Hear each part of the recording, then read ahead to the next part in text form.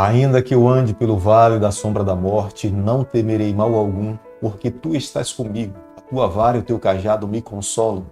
Muito bom dia para você. Com essas palavras nós começamos mais um dia. Nós pedimos a Deus a proteção, a bênção dele sobre a nossa vida e que nós possamos, no decorrer desse dia de 24 horas, cumprir e andar ao lado do nosso Salvador.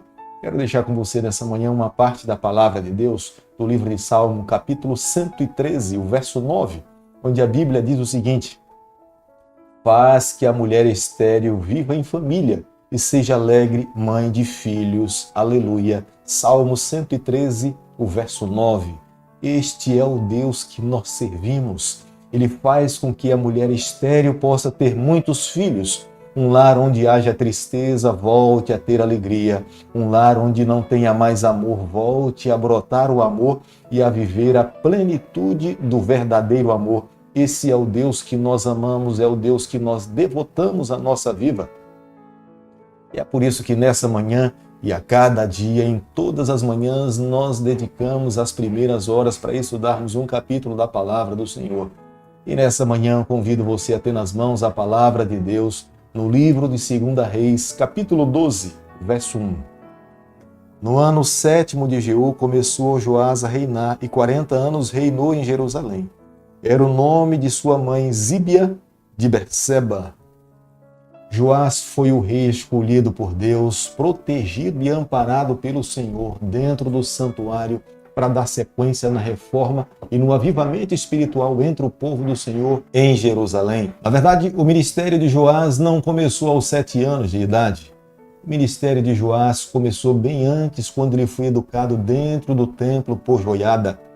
Joiada foi uma figura paterna para Joás. Joiada lhe ensinou a amar a palavra do Senhor.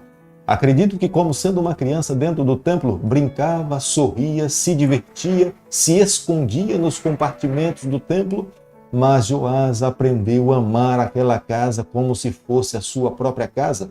É o próprio rei Joás que, quando se assenta no trono, ele se preocupa em fazer as reformas necessárias para que os adoradores, quando se encontrassem com Deus no templo do Senhor, eles tivessem um entendimento do que é uma verdadeira adoração.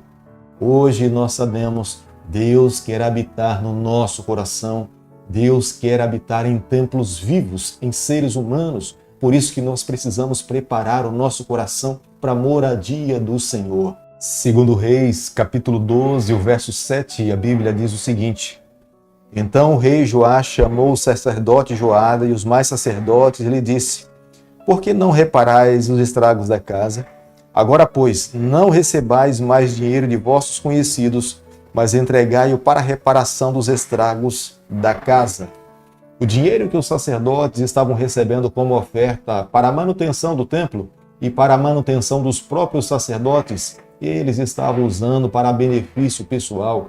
A casa de Deus estava sendo esquecida. O templo do Senhor estava sendo deteriorado com o tempo e não havia recursos para a reparação. É o próprio rei Joás, ao se assentar no trono, pelo fato de ter vivido dentro do templo, ele sabia de fato o que era necessário para ser feito para que pudesse haver um ambiente propício para o povo adorar ao Senhor. Os sacerdotes que estavam trabalhando naquele período dentro do templo do Senhor, os seus pensamentos e conceitos estavam fundamentados nos conceitos pagãos. Eles imaginavam que tudo o que eles recebiam deveriam aplicar para o seu próprio benefício, mas é o rei Joás que se preocupa em lhes ensinar a respeito da verdadeira mordomia.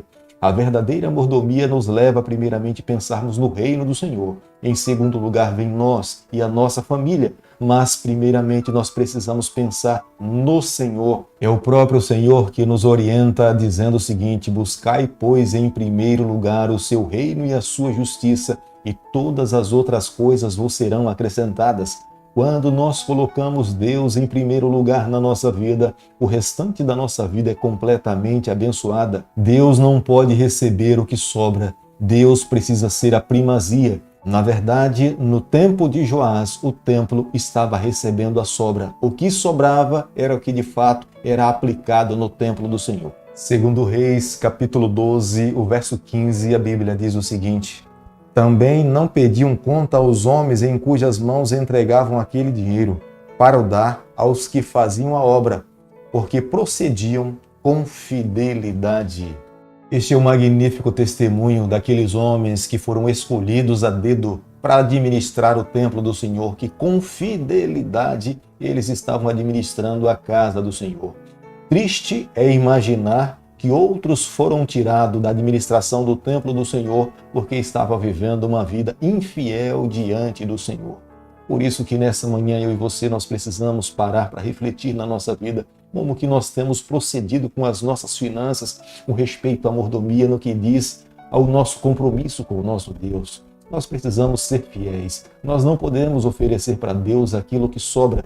Se nós oferecermos para Deus aquilo que está sobrando, a bênção do Senhor não pode cair sobre nós como nós imaginávamos. E muitas vezes as lutas e dificuldades que temos passado em nossa vida é porque está faltando da nossa parte a fidelidade para com o nosso Deus. Não havia motivo para conspirar contra o rei Joás, como nós podemos ver no versículo 20 do capítulo que nós estamos estudando nessa manhã, mas se acredita que a conspiração se deu devido à sua apostasia. Após a morte de Joiada, automaticamente houve conspiração para matar o rei Joás. Após uma batalha contra os sírios deixaram o rei Joás gravemente ferido sobre a cama. Aqueles que estavam conspirando contra o rei Joás aproveitaram aquele momento que ele estava sob a cama enfermo e o mataram. O sentimento de gratidão da nação de Israel e o respeito que os seus súditos tinham pelo rei Joás foi tão grande que após a sua morte, o seu sepultamento se deu diante das cerimônias de um rei e ele foi sepultado nos sepulcros dos reis daquela época. Querido amigo, nessa manhã, ao concluirmos o estudo do capítulo 12 do livro de 2 Reis, eu e você, nós precisamos chegar à seguinte conclusão. Quando nós passamos por momentos difíceis em nossa vida, por dificuldades, nós precisamos nos jogar nos braços do Senhor. Deve ser uma oportunidade para que cada vez mais nós nos firmemos no Senhor. Quando passamos por momentos difíceis, se nós nos afastarmos do Senhor, a nossa destruição estará diante de nós. É extremamente perigoso vivermos nesse mundo sabendo que temos inimigos que também são inimigos de Deus. Mas vivermos longe do Senhor é muito pior. Nós precisamos nos aproximar dele, amá-lo e segui-lo com todas as nossas forças. É bem mais vantajoso morrer seguindo, vivendo uma vida em obediência a Deus, do que viver e estar em desobediência para com as ordens do Senhor. Por isso que hoje nós precisamos cada vez mais amá-lo e nos colocarmos nos seus braços por completo. Embora Joás tenha sido um rei que recebeu a bênção de Deus e cumpriu os propósitos do Senhor, mas Joás começou extremamente bem, reformou o povo do Senhor, elevou a vida espiritual da nação de Israel. Foi ele mesmo pessoalmente que cuidou da reforma do templo, mas no final da sua vida ele se afastou de Deus. Nós não podemos apenas começar bem, mas nós precisamos terminar bem. E é o que nós pedimos nessa manhã, que Deus faça com a nossa vida. Querido Pai, nas Tuas mãos nessa manhã nós nos colocamos, clamamos pela Tua bênção. Nós queremos começar bem, mas nós também queremos terminar nos Teus braços, ao Teu lado. Por favor, Senhor, fica conosco nesse dia, nos toma nas Tuas mãos. É o nosso pedido, é a nossa oração e nós fazemos em nome de Jesus. Que o Senhor te abençoe e te guarde. Que Ele faça resplandecer o teu rosto sobre você. Que Ele tenha misericórdia de você. Que sobre você nessa manhã Ele levante o teu rosto e conceda a tua paz em nome de Jesus.